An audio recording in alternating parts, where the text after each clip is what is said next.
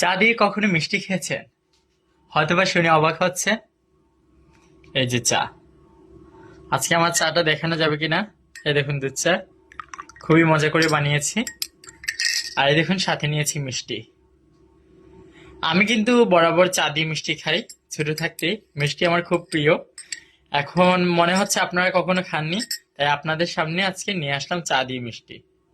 এই দেখুন মিষ্টি, এটা আমি চায়ের মধ্যে ঢুকিয়ে দিচ্ছি। আপনারা একদম হাসবেন না, কারণ এটা আমার প্রিয় খাবার। না খেয়ে থাকলে অবশ্যই টেস্ট করে দেখবেন। আর এই হলো আরেকটা মিষ্টি, যেভাবে আমরা বিস্কিট ডুবিয়ে খাই ঠিক সেভাবে আমি এই যে ডুবিয়ে খাচ্ছি। হুম,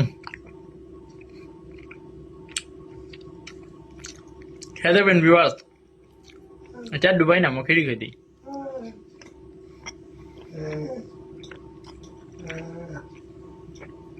শেষ হয়ে গেল আমার চা দিয়ে মিষ্টি। কখনো যদি না খেয়ে থাকেন অবশ্যই খাবেন। আল্লাহ হাফেজ।